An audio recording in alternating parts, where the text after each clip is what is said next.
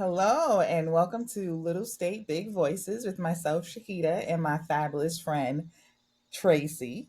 Hey y'all. Why did I act like I almost forgot your name? You know why? Because there's a man staring at me and I got mesmerized. Ooh, just So forget Tracy, right? Just bump I her. did for a second. We know where my priorities can be sometimes. But my fabulous co host, Tracy. Hey y'all. But wait, Harpo, who is this man? Let me dive in real quick. What's up, everybody? What it do?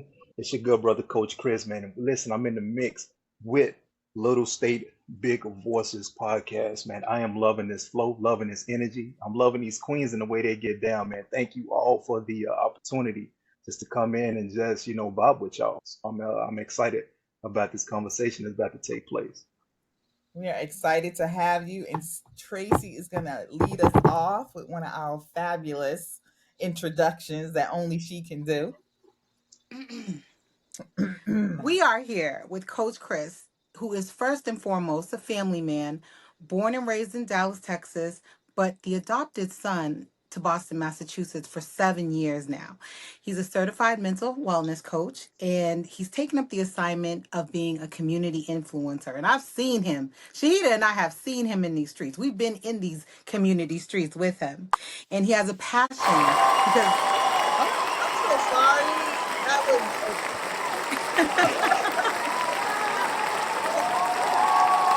I mean, we're cheering for you, but I don't know why it's going like this. It is just I love it. I love it. you know what? but wait, I'm not I done. love it. Jesus. Okay, go ahead. Finish. I'm not done. So Coach Chris has a passion to see Black men, women, and youth being whole and working together. Mm. Christopher finds purpose in investing in his community, and his community is wherever he hangs his hat. Because we've seen this, we've seen him in many spaces taking part in community. And through therapeutic safe spaces for men, he provides an outlet for men to talk through their problems and find solutions with a community of like minded brothers. He's an advocate for mental health and uses his voice to influence change through podcasting and public speaking. So here we are. That was beautiful. I'm not gonna That put was the good cheering stuff. on. I'm just gonna clap That was good myself. stuff, man. Listen, I appreciate y'all. Thank you. Thank you. That was so well done. Got a brother blushing, man. That was good stuff. You're dope like that because honestly, how I met you was through someone else who was like, "You have to meet Chris." I'm like, "Who is Chris?" Okay, because she said it a couple times too before I actually met you. Then I was like, "I get it." Yeah, yeah, yeah. Well, if it makes you feel any good, she said the exact same thing about you. So like, "Yo, Tracy, you gotta meet, this Aw. podcast." And I'm like, okay, bet, like we're gonna make it happen. And just right off the rip, and excuse my accent and certain words, because I'm just Southern, so I'm gonna say some stuff, man. But We right don't off the Never rip, apologize apologize for for being that. We southern. love well, flavored. I appreciate that. It wasn't an actual apology. It was like, it's almost like I'm gonna give you guys a warning. But same thing. She was like, listen, it's a dope podcast. These two sisters are doing great things. You gotta meet Tracy. You gotta meet the sisters, man. I'm like, I bet, and I'm then, sure Shout out, from there, shout I'm out to sure Leela. Shout yeah, out to man. Leela Carter. Yep, yep. That dope sister, man. She's been solid since I first stepped foot in the Boston and Rhode Island area, man. So yeah, shout out to Leela. So it's been good stuff, man. So thank you so much. I appreciate that. And let's shout out to y'all. So you're originally from Dallas, you said. Hmm. Yeah, So yeah. how long have you been in the Boston area, working in Boston? Because it seems like you just came and then just started making a huge impression right out the gate. Absolutely. I've been in the Boston area for 7 years. Now, I live in Mhm. Rhode Island, but I don't do too much work on this side of town. I basically just come and lay my head down and get back up and go So you to the sound like us when we yeah. first moved here. And I think what's interesting is that sometimes it's hard when you move from such a different culture because it is a different Hmm. culture. Dallas, Texas, Hmm. this the Southwest and period the South coming up north is night and day. So I mean, what was the catalyst? What brought you here? Well, my missus, she was the one for, well, you know what? I thought that's what it was. But with them these last 7 years, it was actually me. I brought myself up here because of the growth, the maturity. I honestly didn't become a man until I reached 33, 34, 35, like an actual, like, mentally, spiritually mature man until like 33, 34. I moved up here, I think it was like 29, 30 when I first got up here. Um, but staying in Dallas, that would have just kept me in the comfort zone. Like there was no growth there. Moving to Boston, the Rhode Island area, that took me out of my comfort zone. I'm like, okay, I'm here. I'm starting over. It's fresh.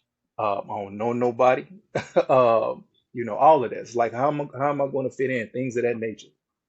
So I had to not necessarily reinvent myself, but I had to grow up and do it in a hurry. It was no more, hanging on to mama. It was no more, calling up cousins to, bail me out of situations or whatever the case may be. I had to, handle business.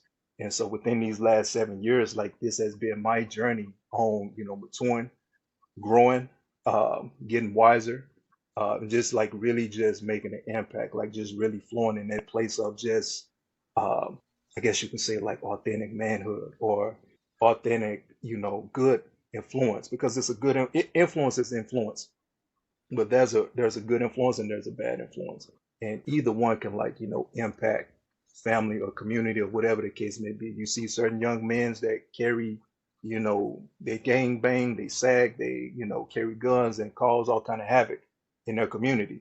They was influenced by something that provided them with negativity. I'm looking to provide positive influence with certain brothers, certain youth, and just change our community. But yeah, I came up here for myself. I thought it was originally because of my missus, but come to find out I moved because of me. I needed that because the man that's standing before the people today, I wouldn't be this person if I was still in Dallas. Maybe, but I highly doubt it though. So getting out of your So comfort what zone is good. exactly is it? I'm sorry. So what exactly is it that you do here in Boston? So Let us know. as far as like 9 to 5, I work at the MBTA. Hmm. And then as Okay. far as like my own personal brand, like what I do as an individual, as far as like a community influencer, I'm a life coach. I do public speaking. I'm a podcaster, co-host for No Straight Chaser. Shout out to Phoenix Fire. She's doing her thing, and I'm also co-host for Follow Then Lead with my brother Benjamin Baines and Stacy. Uh, Follow Then Lead is pretty much all about, just helping young men transition from boyhood to manhood, almost like a rite of passage. And we share experiences and stories and advice to young men and older men, and also women as well, because we've had sisters on this podcast. And, we just explain, what's your thoughts on manhood? What is manhood? Certain trials and tribulations, like, this is what I went through when I was 13. This is the, identity crisis I went through when I was 19 and 20. And this is how I overcame that identity crisis, things of that nature. So that's what I do. I just make an impact on my community. Listen, I mean, I drive the bus, but you're going to get some life coaching. You're going to get some loving. You're going to get some Southern hospitality. You're going to get a smile, something to transform that, that frown and turn it upside down. So that's what I do. Just pretty much in a nutshell, just your, I ain't gonna say average, everyday Joe That's not community average. influencer. Mhm. Yeah, no, I'm just, I'm your good brother from around the way. I just influence and impact the community the best way I can. So I'm thinking about the things that you're saying, and I'm trying to piece together because I'm really interested to know. So you got from Dallas to Boston, and then there was a transformation, almost like like you went into a cocoon, and then you grew, and then you just came out on the other end, Coach Chris. What were the things that influenced you? Speaking of influence, like how did you get from the young man who was becoming a man to become the man that you are now? What were the things that happened once you got here that led to that transition? Man, I appreciate God for just community. Um, the community of Boston like really took me in. Someone told me that, Boston don't like fake people. Or Rhode Island, Northeast, you don't like fake people. And so We I just don't. came in my authentic self. And people was like, I heard an accent, like, where you from? Where you from, bro? Like, we see you in the gym doing your thing, like, where you from? And I explained them, like, I came from Texas and things of that nature. And I'm like, yo, we rock with you. We like your style. We like the way you maneuver, in certain areas and spaces and the way you do your thing. So community took me in. Shout out to the YMCA in Dorchester. That was the first one of the first spots that showed me just mad love and just took me in. But I was surrounded around just good men. My pastor is one of them. He took me under his wings and just showed me the city, showed me mad love. My barber is another one. Shout out to him, Mr. Derek Marshall. Again, just dope brothers, just being surrounded around um, Boston men and just showing a young brother, the ropes and showing me love and pouring into me day in and day out. But overall, just community, man. So I see the way the people in Boston flow. I see the men, I see dope women like y'all. And, it just blessed me. And, that was it, so people pouring into me and I'm pouring back into them. Um, in a nutshell, that's all I can say. It's just the community. It's just such a blessing. Um, a lot of people got some, a lot of stuff. They can say a lot of negativity about Boston. Um, and I've had some choice words myself, but overall, it's a dope place. Very strong people, very great individuals. Just the passion. Just the passion I love the most. I seen my sister, man. What she got to say? I seen her. Because I'm so happy that you recognize that, because I don't feel, I mean, we definitely know this because we're from here, but I also know that people who have come from out of town, and I've had people come from like St. Louis, not any of my relatives, but a person I worked with come from St. Louis and would go home bawling every day because she said Bostonians were so unfriendly. And I'm Mhm. like, it depends on what Bostonian you're going to.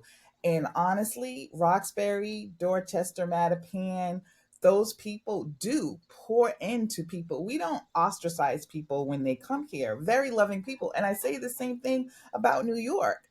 People say, oh, the Yeah. people are so unfriendly. But whenever I go there, I get an outpouring of love from, our people. And so I'm just like very happy that you acknowledged that and said it. It's different if I say it because I'm originally from here, but you actually came from Dallas and came in, and it wasn't a competition. It wasn't, men looking you up and down. And of course you're going to get that because there's Mhm. jealousy and There's a screening process, rage though. That's Mhm. what people have everywhere. to understand. We have a screening But process it's of I'm not gonna money. even take that. about that. It is about like when you're living in the same neighborhood and you're seeing the same people all the time. Black people on a whole are very inviting. Invite people into your church, invite people into your home. So I'm just, you coming from the South, especially someplace like Dallas, and being able to articulate and say that and then feel that love, that's important. That means a lot. So, Yeah. I had to It say that. Now I'm not gonna lie, it was a huge culture shock when I got the boss. And Um, later on, someone had to explain it to me because I mean, I'm gonna come with good manners, Southern hospitality, and I was raised to just respect women in general. We don't even have to be dating, but if I were to see you two out in public, I'm gonna look after y'all. And so that's what I did when I got up here, opening Love it. doors and things of that nature. But I got so many mean mugs and eye rolls when it came to that. But someone had to later explain to me because I ain't gonna stunt. I was in my feelings. I mean, I still, did what I needed to do because that's just my nature.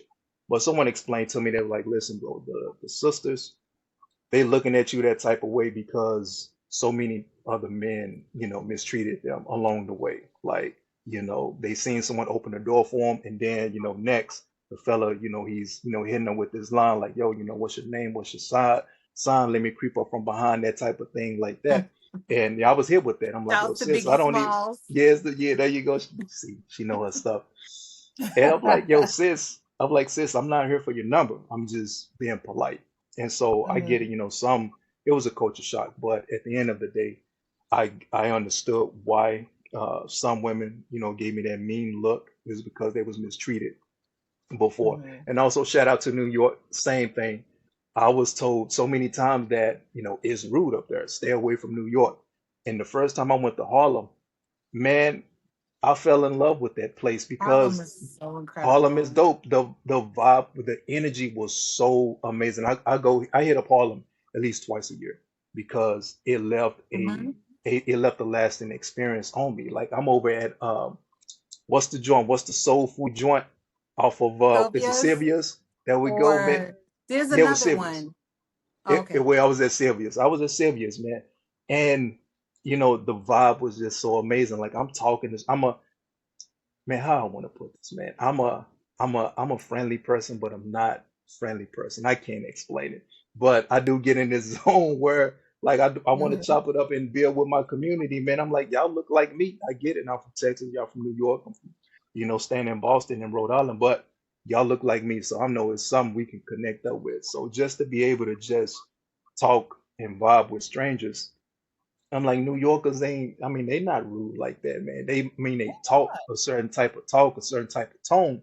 I get that, but man, New York left a great lasting impression on me, man. I hit up New York at Harlem least twice a year. is fire. Yes, it And is. there's just a directness to people who live in the Northeast. Like it's kind of like we think we don't have time for the pleasantries and the frills. It's kind of like, let's get to the point. That's Mhm. kind of how, we were raised. But like you said, we can be very inclusive. So I want to kind of like challenge you to spend some time in Rhode Island and get to learn the Rhode Island Black community, because what I have found is that I feel that they're like welcome us with open arms as well here. And I was doing the same thing as you. I was like literally sleeping here, and I was working in Boston 5 days a Mhm. week. On the weekends, half the time I was running back and forth for family to Boston, and I had one foot in, one foot out.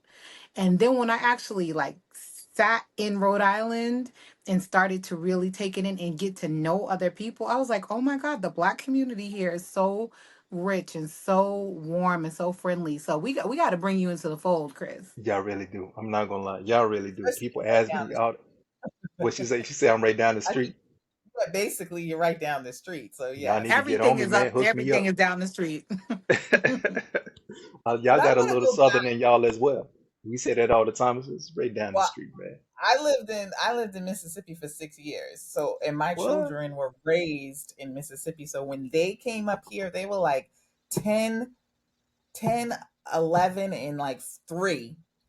And you want to talk about a culture shock. Uh-huh. Those poor things, they were like, yes, ma'am, no, sir, yes, Yeah. ma'am. They were really country bunking Yeah. babies. I'm So bringing for it the back though. I'm bringing it back. So I've been doing this experiment lately because I've been hanging out at my mom's building a lot, because I've been like, my mom was, she was hospitalized. So I was just like hanging out at her. So there are a lot of elderly people, a new wave of a lot of new Mm. Asian people that are moved into her building, which was never a thing. The building used to be strictly Black, a handful of Spanish, no white people. Now it's like everybody's living in my mom's building. It's a high rise with like 8 floors. So when I see people, especially older people, I'm like going out of my way to say good morning, good afternoon, good evening, hold the door, ask them how they're doing. And you should see the shock on their faces when I say good morning to them. And I'm like, Mhm. we got to bring this back. We have to dial it back and start to like bring back some of that chivalry that just I used to agree. be built into our community. I agree. Yeah. And that's what's missing for the most part.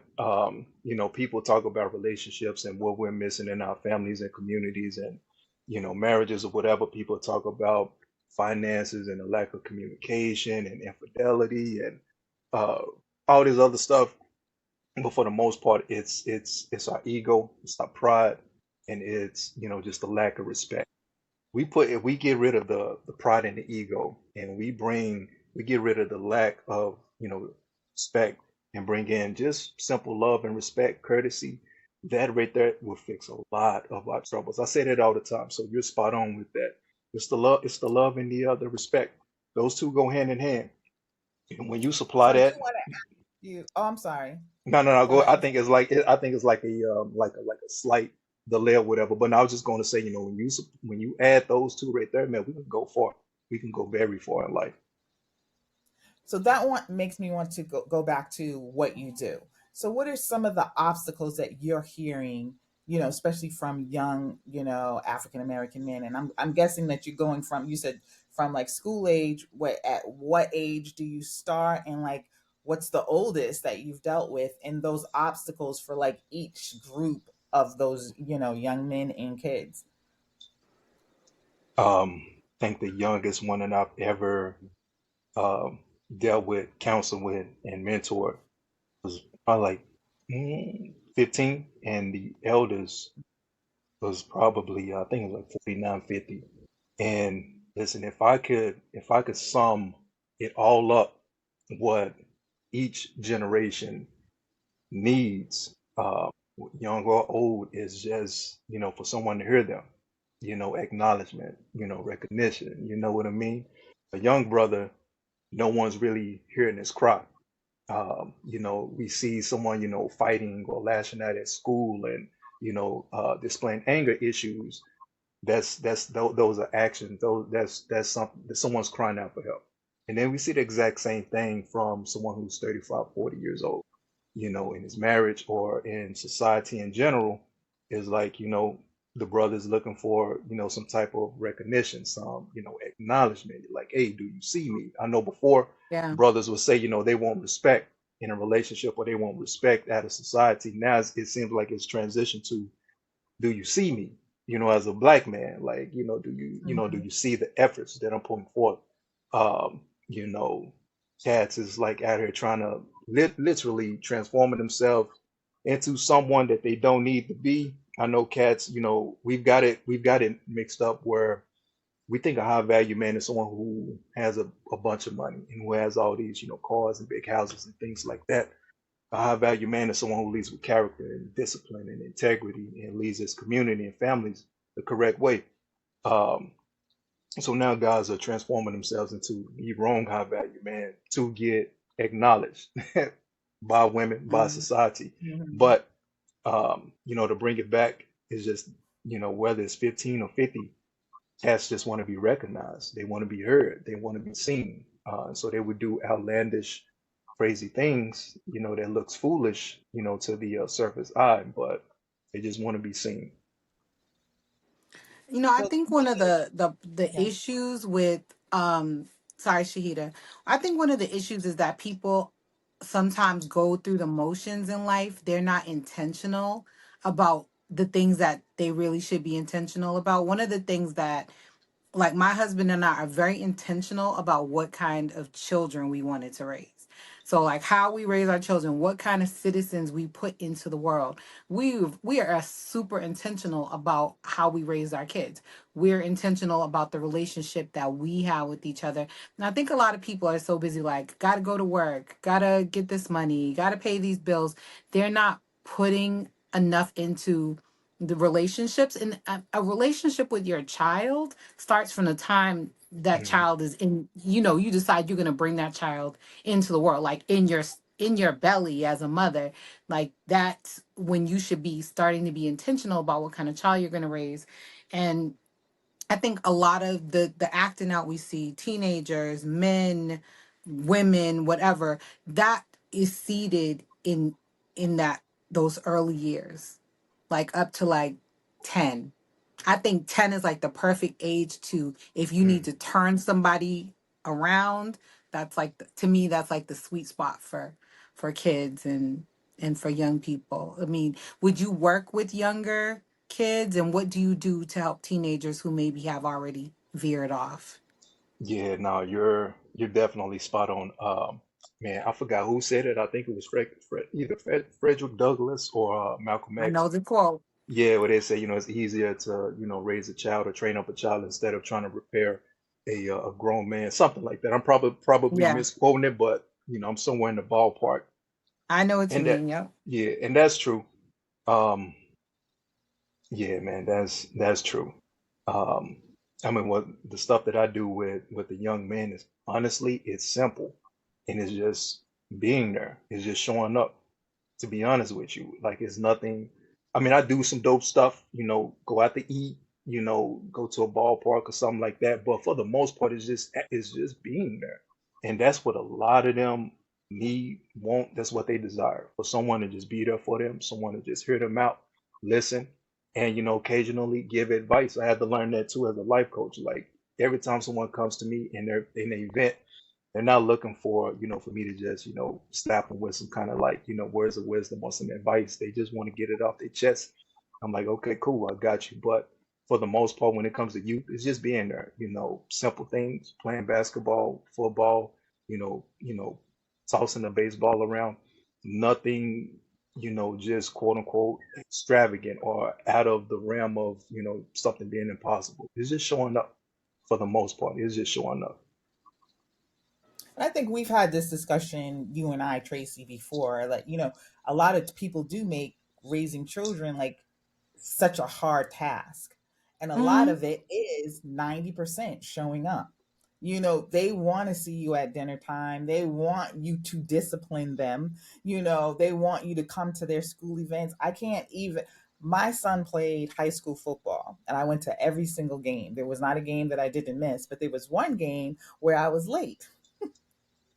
And his coach said that this kid looked for me for that whole. I think I missed the whole first quarter. That whole first quarter. Now it's a predominantly white school, so I was the only black parent there. It was When easy to I see you walked in, wasn't he there. Okay. Once that chocolate step in, it's a wrap. You know what time it is. but exactly. It's not me buying you everything that you want, or a father buying everything. It's just really just showing up. So some of the misconceptions, and we talked about this before we got on. What are some of the common misrepresentations of black men that you hear that you specifically try to work on within the community to kind of dispel those myths with them, because a lot of us believe those misrepresentations as well, and try to get them from thinking from one way negatively about themselves to a positive way. What are some of the most common misrepresentations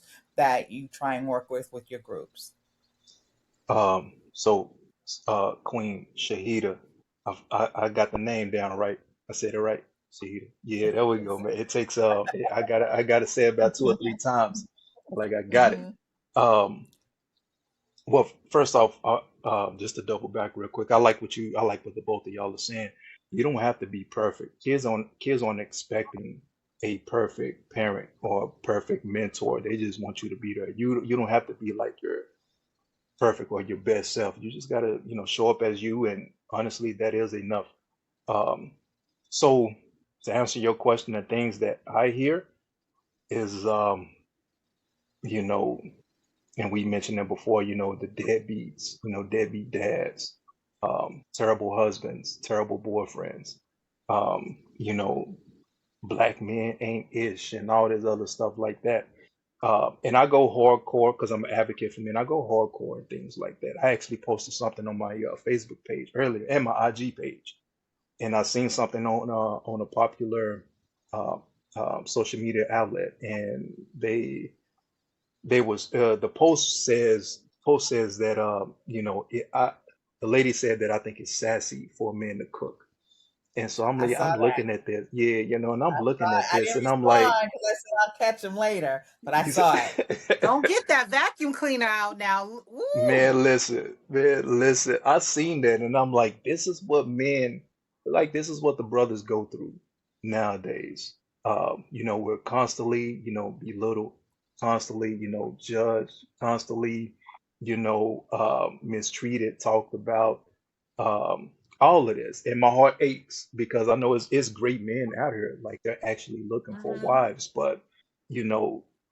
it's this it now is this barrier of so much negativity thrown men way that they're actually turned off, and no, they're not sleeping with, uh they're not turning to other men or whatever. They're bagging off because it's like they're kind of like turned off by the way society has judged them and labeled them. It's like, who wants to come home to a headache, or who wants to date a headache, and not the trash talk the sisters. Everyone that knows me know that I'm fair. If a man messes up, I'm gonna get on him. If a sister messes up and is within my rights, I'm gonna bring forth some type of correction. But these are the things that I hear. These are the things that other men hear. Deadbeat, terrible husband, the things of this nature. When in reality, like, it's a lot of great brothers out here doing a lot of great things. It's a lot of great brothers that do want to pour their hearts and all and everything to a black woman, and it's not all but some, but they having a difficult time finding a sister that can, like, pour back into them. And I'm like, bro, I feel for y'all. Don't get it twisted. Don't get so caught up in social media. This person that's talking about, it's sassy for men to cook.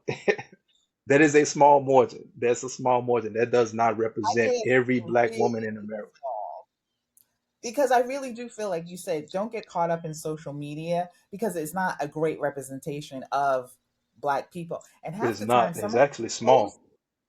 some of these posts are not even really by Black people because we are actually That's true. pitted against one another in in this big landscape of social media. So a lot of it you don't even believe.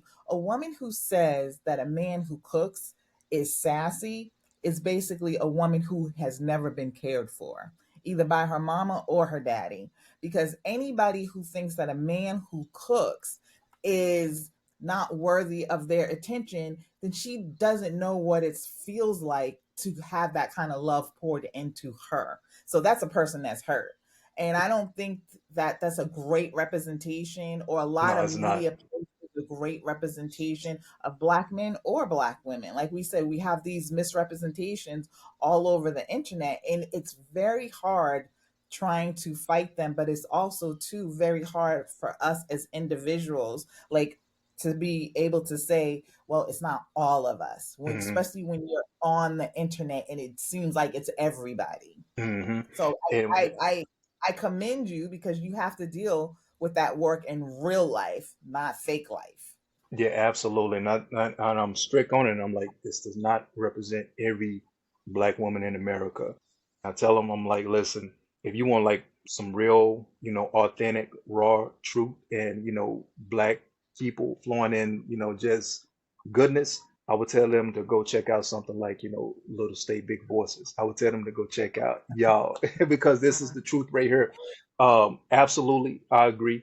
I hate it for the men. I hate it for myself because I'm a part of that pot still, So when someone sees me, they either gonna their first thoughts are like, yo, this is a dope black king, or this is another deadbeat dad or husband or whatever the case may be, which is unfortunate because so many people are being programmed, through, these devices, social media, IG, Facebook, or whatever the case may be.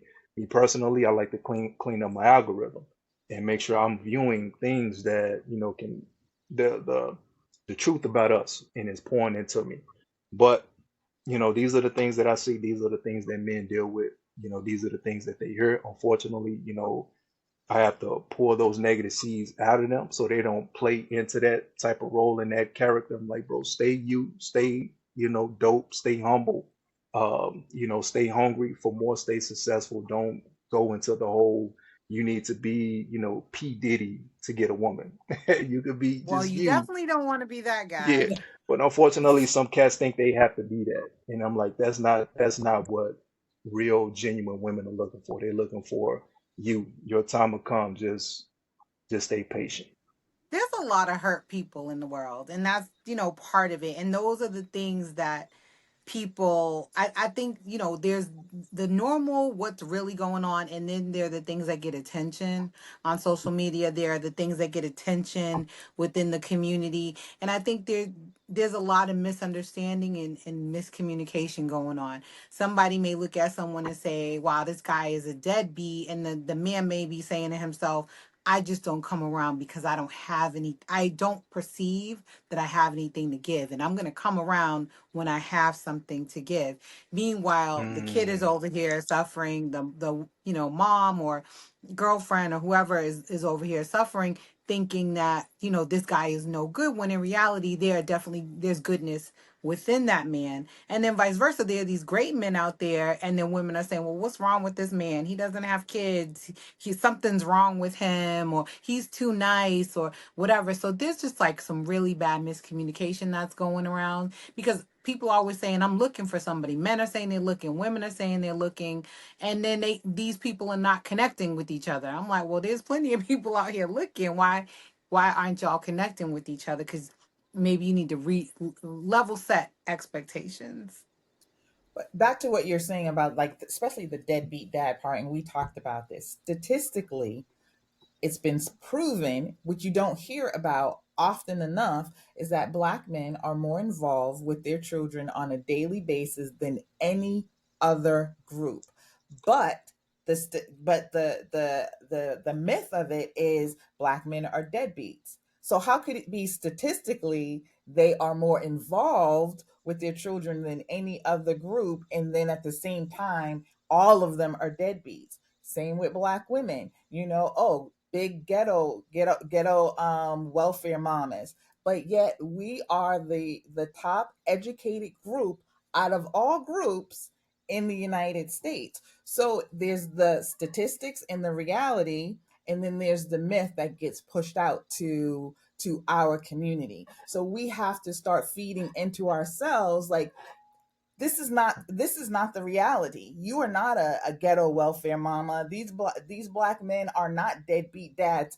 They are involved, whether or not they're married, because Black women are still at the bottom of the marriage statistic. We gonna But work on that. they're still involved. They're still involved with their children, and Black women are out here getting 2, 3, 4 degrees. So it can't be true for both things. One of them has to be a lie, and the lie gets pushed out into the media because it fits the narrative that certain Hmm. people want to have. And I know I Well, brought there's it up. also a Yeah, it's system. There's a system that makes us maybe sometimes skew those numbers. So what do you see what I'm saying? So sometimes it may be saying, okay, women are at the bottom, Black women are at the bottom of the marriage pool, but is that because if you get married, you lose your housing, you lose your child care, assistance or whatever. So, and sometimes people do need public assistance. Like many great people have been on public assistance to level up to the next step, not because they wanted to stay there. But the system of the United States makes it so that if you are not making six figures, you're scraping and you're trying to survive. And sometimes you make decisions based on that, including not getting married so that you can have resources, So it's really kind of jacked up. But my point though is that you mm, can't have a statistic saying a woman is a mm, welfare yeah, mother all the time when we're out here getting all these degrees yeah, and we're out here working full time. That doesn't Well, yeah, match both can be true. or Listen, we got some dope welfare queens out here. Shout outs to those welfare queens. There's nothing wrong. Like, listen, so for if some that's people, what you that's need to their survive for a time, that's fine. But at the end of right. the day, we're not the majority on welfare. not the And but majority. that's But Yeah, for some man. Let's. people, Yep. but Yep. that's some people's grift, that's what I'm though. Yep. saying. We have a negative narrative that we need to get rid of, not I love this it. one that society tries to constantly push on us, That's it. and that That's it. helps break down our younger groups, That's our it. younger generations. If you don't see the positive all the time, or you see us as struggling when we're not, we're thriving. We're Yeah. thriving Yeah. despite all Yep. of despite all of this. And then Yeah. now we have a subset of Black men who think that somebody like Trump is somebody they should aspire to, when it should be somebody like you they aspire to, because they see the more negative aspects in our community. And it could be a small percent, because most people in Mattapan, Dorchester, Roxbury, in these poor neighborhoods all get up and go to work every day. You Yeah. have Bust a these small balls. I'm group not gonna lie. of I people. don't. I don't You drive honestly. them I to don't. work, so you know. Yeah. I'm about to say. I honestly. I don't see too many welfare queens. I'm not Exactly. even gonna lie. I Well, don't it's see such a too many slim in sisters these on WIC. That's things. because they in Yeah. the I don't house. see. I don't see too many sisters on WIC. I don't see it. But I like Exactly. what sister. Say. I like what my sister is saying.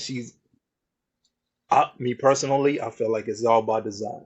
to keep us divided, to Mm-hmm. keep us at odds, to keep us, flowing in a place of negativity, and also psychologically keeping us to a place of not reaching our full potential, Exactly. to a degree. And we still do. Because when I look around, I mean, I hear all of this about deadbeats and black men ain't ish and all these other, but I see a lot of solid brothers doing a lot. I wouldn't be who I am today if I wasn't surrounded around great black men. I see tons of great black men get up every single day. They go to work. Not only do they go to work, they pour into other men, not just men of color, but I've seen them pouring into white men. They just do what they do. Like great, like That's honestly, our just part-time job for facts. all of That is us, a most of part-time us. job, but they do a lot of great things in the community, just in general. So I'm like, yo, like it's dope kings out here. It's some phenomenal queens out here doing their thing. Me personally, when I see stuff like that floating around on social media, this is why I'm strict on people. I'm like, that does not represent the majority of us. Maybe a small percentage, two, three, four, five at best, but representing all of us or majority of us, not so. So debunk that type of thinking is not happening. I agree, man. I like what my sis was saying. It's all by design, man. I don't see too many sisters on welfare. They getting it in. They working 9 to 5. They going to school, whether it's in person or online, and they got two or three kids that they looking after. So props to them. I wish that it's Mhm. yeah. But anyways, go ahead, y'all rock out. I know somebody else got something to say, man. I can I I can want to brag know, I can brag do about the you have greatness of women all day long. What's up? do you have any affirmations that you recommend, like maybe moms can share with their children, or young people that you use for young people or adults, like any affirmations that you recommend? Or do you even subscribe to that? Yeah, so I got a bunch on my joint already, man. Okay. I always got the whiteboard full of affirmations, but affirmations don't have to be all that deep. It can be as simple as, I am beautiful. I am handsome. You are beautiful. You are handsome. You are intelligent. You are phenomenal. You are destined for great things. Just always put that, you are, or if you're talking to yourself, put that I am emphasis on it. And always speak from a place of feelings. I always tell people that don't just, say something just to be saying it, but like put feeling behind it. So when the atmosphere and everything else surrounding around you, they can feel that energy. And so whatever it is that you're speaking out, whatever affirmation that you're speaking, it'll come back to you multiplied 5, 10, 15, 5, 10, 15, 20, 25, 50 times over. It'll come back to you. There's no specific affirmation that I do have for individuals. When I do counsel, it depends on who I'm speaking to at that moment. My affirmations for other people is just always crafted for that individual at that very time. For me personally, what I use is that, what I just recited to y'all. Today is going to be a great day. My perspective is high and is not low. I am a phenomenal black man. My spirit is, at peace, all of that good stuff. It just depends on what I need during the day.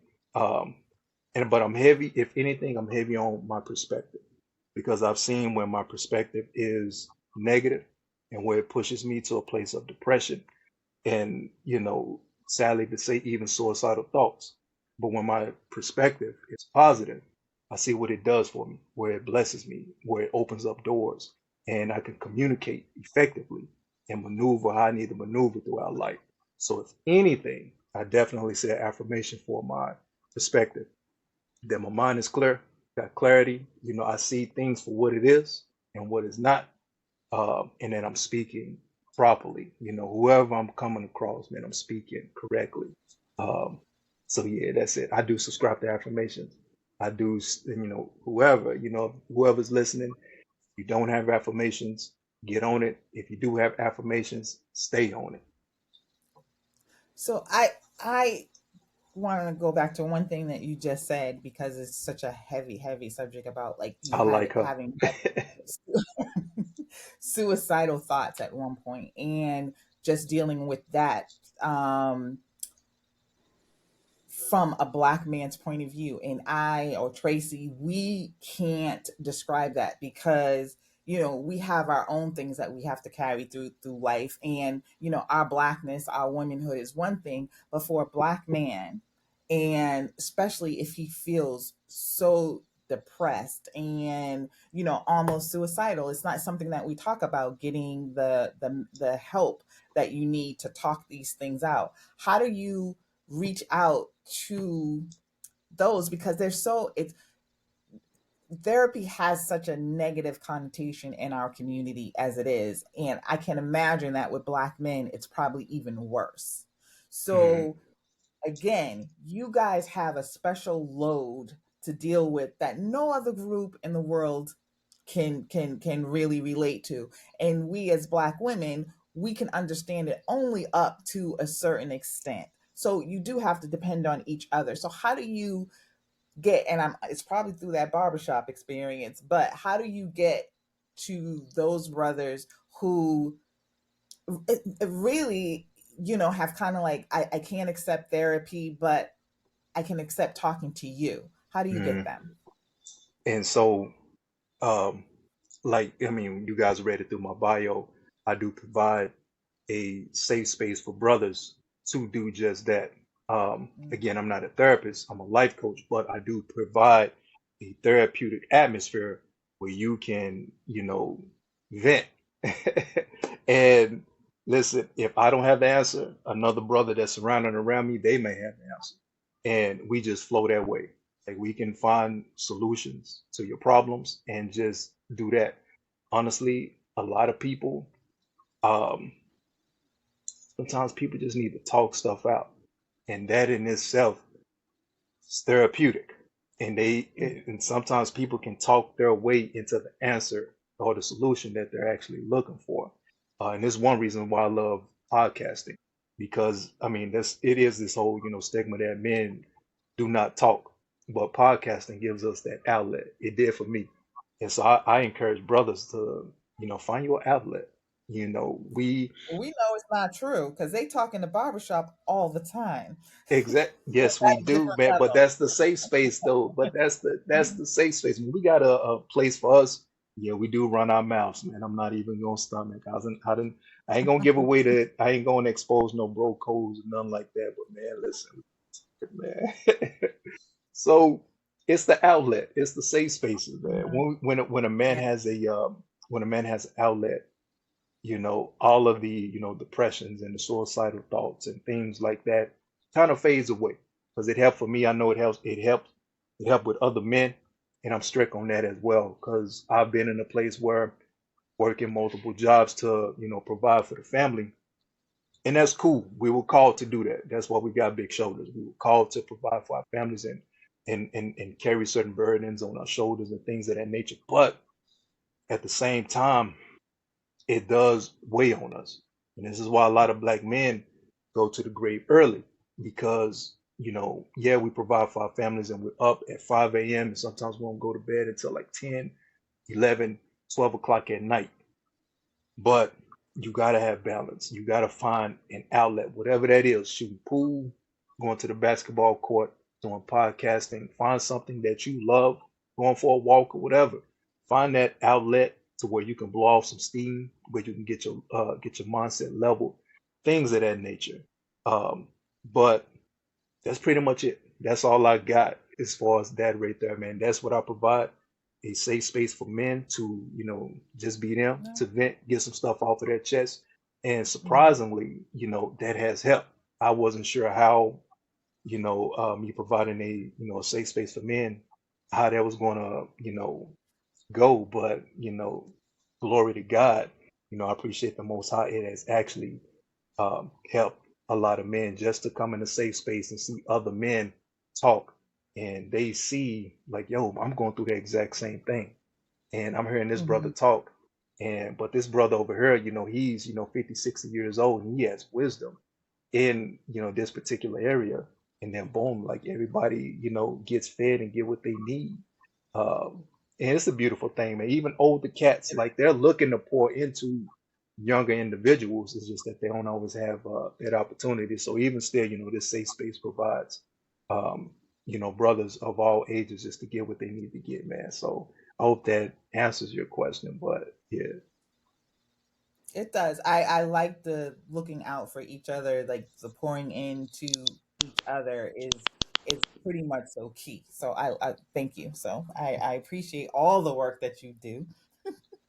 And it has been, great talking to you this evening. And Father's Day will actually be coming up, is coming up for us, but when this airs, it'll be that Monday. So, happy Father's Day to all the fathers out there, those black men that statistically pour more into their children than any other group.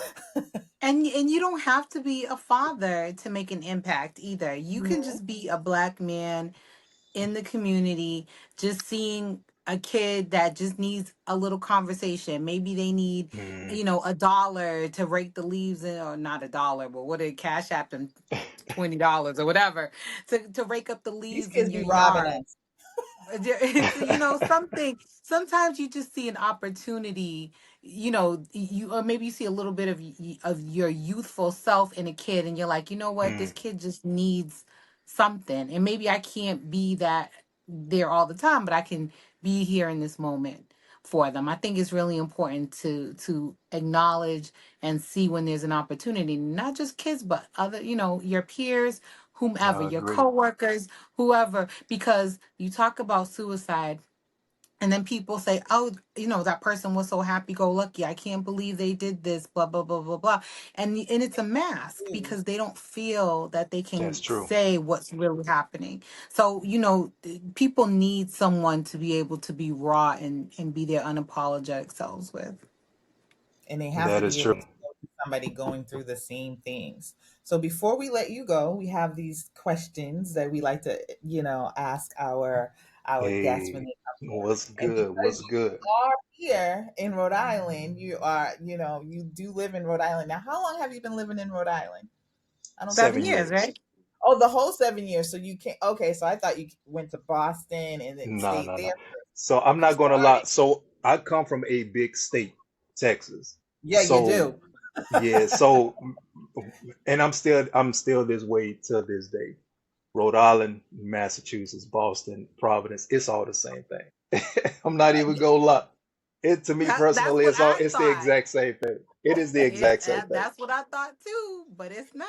Yeah, There it's is some I get it. differences. So the I get first it. question I but I it's get it. asked close. you are name three things that you love about Rhode Island, not Massachusetts. Rhode Island. Right on. You He gonna gotta Okay. he gonna dig deep, he's dig suffering. deep He in your gonna suffer with soul. this one. No, no, no, man. Listen, this is easy Well, money right here, man.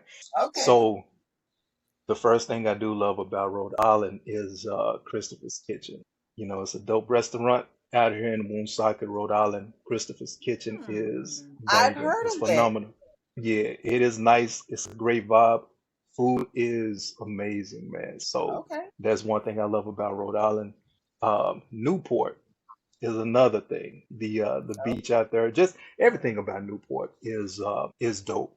The beach, the hotels, the experience, the vibe, the shopping, Mhm. everything about Newport, Rhode Island is fantastic. And then three, uh, is three. I'm not going to talk about the Walmart in North Smithfield. They be tripping. Uh, let me see, man. He said they be tripping. Um, Goodness, man. All right, I'm a roll with something that that blessed me when I first got here was the Providence Mall. That was cool. Mm. Dallas, Texas is phenomenal, but we don't have a mall that has like 4 or 5 different floors. So when I first, Really? seen it, I'm like, yo, yeah, we ain't got that. We got some dope malls, but they You don't guys have have four the or five floors. outdoor malls. So out west, they like the outdoor, like Mhm. street Like places, Legacy Place cause and it's so daggone Yeah, hot. yeah, You know yeah, what I yeah. mean? So Legacy Place. yeah. Okay. We got a lot of indoor malls. They don't got like 4 or 5 floors. So when I seen it, Okay. I'm like, oh, that's You what's wait up. a minute. Wait a minute now. You guys have a really great mall in Houston, the Galleria Mall. It is so big that I got lost in there and thought I was gonna have to set up a So sleeping that bag. Galleria Mall is dope. It is dope, but still, it How ain't got like far is five. Houston from There's an Dallas? ice skating That's a rink good in It's there. drive. it is, man. It is, and that Yes. ice skating ring is dope. Um, I can hear the both of y'all, and I love it, man. And real quick, I did like that banter back and forth y'all did like 15 minutes ago when y'all was kind of like going at each other. It was a beautiful thing to see, man. I love it, man. Wait, Y'all what? look great. Yeah, yeah, it was good. Like, Tracy was challenging you, you was challenging Tracy. It was dope. It makes for great, phenomenal Oh, content, man. It was oh, good stuff. It was good. I We didn't even make each know other think, which is why this podcast works. Like Yeah, see, sometimes we exact. I we we like make that. each other, so we may not always agree, but we are able to present opposing ideas or varied ideas without it being an argument, which is what I think is the secret sauce of our podcast. I missed the Hmm. opposing idea. What was the opposing It idea? was a welfare queen thing. Oh, I Yeah, don't yeah, like yeah, that. yeah. It was a welcome. Yeah, man. I'm So like, Sis what's say she the ain't listen, having it, man. what's She, the yo, girl, man, y'all listen, rocked without out. the welfare queens, whose food stamps would I buy at 50%? Come on now. okay, 50 Reagan? cents on the dollar. Let's Okay, go. Reagan. Okay. What's your least favorite thing about Rhode Island? Unnecessary construction, traffic, um, and that's about it. Everything else is dope. Unnecessary construction. These Yeah. roads, these roads are horrible, sir. But they're The These not thing roads making is, are them better. horrible. To his the thing. point, Yeah, they're not making it better, and it seems like I'm like, yo, I've been there 7 years, and I see the same things being worked Same on. roads being fixed. I'm gonna Yeah, tell you man. the I'm like, worst thing that they've done. The worst thing they have done is that split by my house. The one right by the mall where they But kind of like that is that is horrible. trash. see, they've been Wait, working but on that for a it's minute. not done though. But it's just ghetto because it's almost like you can go left and you can go right and end up in And the you can same kill place. somebody Hmm. easily. I'm But you're surprised so there are not more confused accidents. because you Yep. don't know where you're And it going. seemed like they Horrible. switch it up like every other week, man. It's ridiculous. Yeah, yeah. Yeah. That I will say because we were just complaining about that a couple of weeks ago at work. That is the worst thing I've ever seen. It's And I know they're not bad. done, but I just They can't need to even hurry up. imagine what it's going to be like afterwards because it's horrible, so horrible right now. Yo, it's But off Yeah. the anyway, chain, man. Yo, I do like the fact that Providence, TF Green Airport is like 15, 20 minutes away. It's a Another beautiful thing. fire, Yo, fire. man, that is, oh my that is goodness, man, that is the that so yeah. dope, I'm man. glad you brought And it it's so up. easy to get in. It's so easy to get in, get out. It's dope. Not like Logan. Your You'll be gate a, is like a Not like 5 minute Logan. walk or less. Your exactly, not gate is even, not always. sometimes not even that, like two, Yeah. three It's minutes. like Logan, man, you gotta show up 3 hours, but with TF Green, you can Mhm. literally show up like 45 minutes and be straight. gliding. You glide It'd up be in it. And beautiful, you man. literally can pull up in there because the train goes into the airport. That's right. I That's haven't right. I done the never did that. train. I forgot about that. Yeah, yeah. That's Yeah. yeah. I can do that now. But yeah, that's one of the best things. So I'm glad you said it because I don't think anybody ever says TF Green, and it I feel like literally TF somebody Green is might have is. dope. said green. I thought somebody said green before, but I think we we definitely at the did. mall. I think Yeah. Yeah, we we love did, it. but I Yeah, don't think probably the us. rest did. TF Green is dope. I love it. I love Hmm. it, man. Well, that is it, and we do welcome welcome you to come back another time and talk about what you're doing. It was great having you. I appreciate your time, sir. And Anything? we got to make sure that people know where to find Coach Yes, Chris. So give you out can your find Coach Chris please. on Facebook as Christopher Henson or on IG at lifecoach_Chris. So, definitely slide through if you're trying to get coached, if you're trying to get a word, an affirmation for the I day. I like got you. going on your page because you always look like you're doing something fun For real? Yeah, man. Listen, He said, "True." in I the tell people I ain't community, making. though. Like Yeah, I'm like, the I ain't fun making no community noise, stuff. man. I'm just out here making it. I'm keeping one foot in front of the other and making stuff happen, man. I appreciate that, though. Thank you so much. A brother be trying. A brother be Oh man, trying. you're Keep doing a me great uplifted. job. That's all you can do is try and be consistent, and you're doing that. So we appreciate it. Facts. Absolutely. All Facts. right. Well, Facts. until next time. Until Thank next you. time, and you know where to find us at Little Say Big Voices on Facebook, on Instagram, on TikTok while it lasts, and on YouTube. So come through. Facebook. Can I slide in real quick? I'm sorry, y'all. Yes. Go Yeah, ahead. man. Look, Shahidah, Tracey, y'all keep doing what y'all doing, man. You queens are killing the game, like real talk. Thank It's a you. need. Yeah, it's a need for y'all. You appreciate it, you love, you value, all of that good stuff. So keep doing what you're doing. You two are the voices that are needed. Like real talk. Y'all are the voices that's needed, man. So I appreciate y'all. Thank you so much for having me on this fantastic platform, and I'm definitely open to coming back on and just building with you sisters. And thank All you for uplifting the community and bringing the issues of Black men and boys to our viewership's attention and to our attention too, because we love Black men and boys. We right. want y'all to thrive. Yeah, because we have them all in our family. Can't get rid of them. We can't get rid of them. All right. Till next time, guys. One up me. Later, y'all. I love it.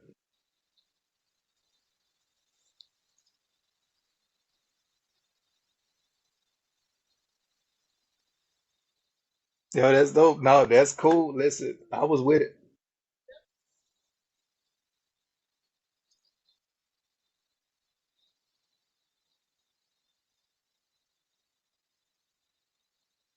It's been low. It's been low key. Yeah, no, the story with all of that. So I did get picked up by this cool sister, Phoenix Fire, a month ago to be a co-host on her podcast, Straight No Chaser. And I was working in podcast with my boy Benjamin Baines, followed in lead for a hot minute, but our team kind of sort of, I don't want to say they evaporated, but everybody kind of like took a break. He moved to North Carolina. Other co-host, she moved to Houston, and I'm here, of course, still in the Rhode Island, Boston area. And everyone is like, "Yo, when the podcast gonna get going?" and things of that nature. Um, and it's not my podcast. My boy Ben actually started it. He hollered at me. He was like, "Yo, you want to run this with me?" I'm like, "Absolutely." But the thing is, it's always been like a team thing. So it's been like this little slight fear of just taking over the entire operation and running with it because everybody had a role. So I'm like, at the moment, I'm like, do I need to, I'll have to fill every single role and just run with it. So that's that. That's going to eventually come back season 3 this summer actually, and then my own personal podcast. I didn't mention that because it's in the works, paperwork, LLCs and things of that nature. It's going to be hot. It's going to be dope. Created to influence C2I podcast is going to be hot. I'm taking a trip to Dallas in July, and I'm gonna run a pilot um, episode and see how that goes. But yeah, no, your boy's moving and shaking. I'm doing some podcasting things there. You're doing some podcasting thing.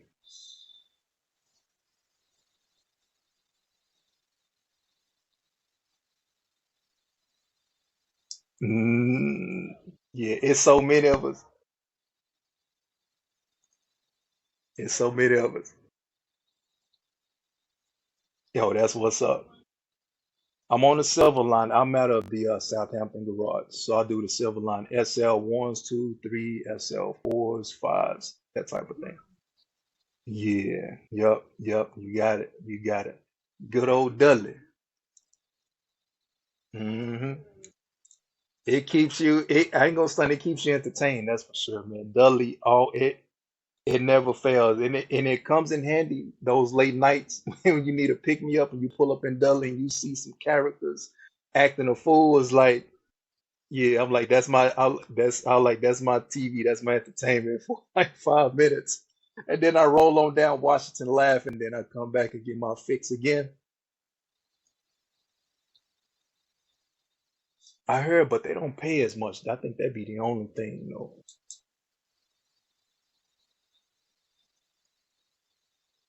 Yeah, yeah, yeah, that too. The money ain't as good either. Not bad, shoot, man. Man, don't even tempt me with that. I get over there and see the beach, and I see the little the yeah, man, what they got, what y'all call them, man, them little the little dough joints, the little cookie, not the cookie dough joint. Yeah, they got the dough buns with the little sugar powder on the joint. I'm like, man, listen, boy. Yeah, I said I ain't gonna be clocking back in no time soon. Forget about it.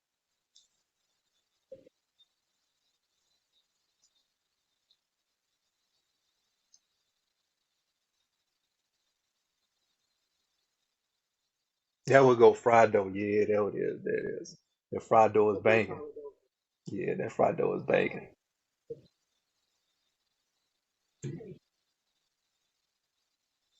Yes, I do.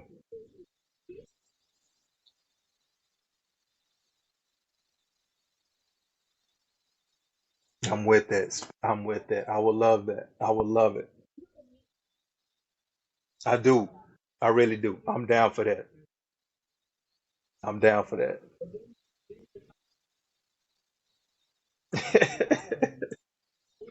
Y'all done sold y'all sold y'all done already sold me on it already. Y'all good. You done already got that now. Yeah, I know it is. I know it is. Y'all stay on me. Go do your thing. Go eat. Y'all gonna handle y'all business. Later. Peace.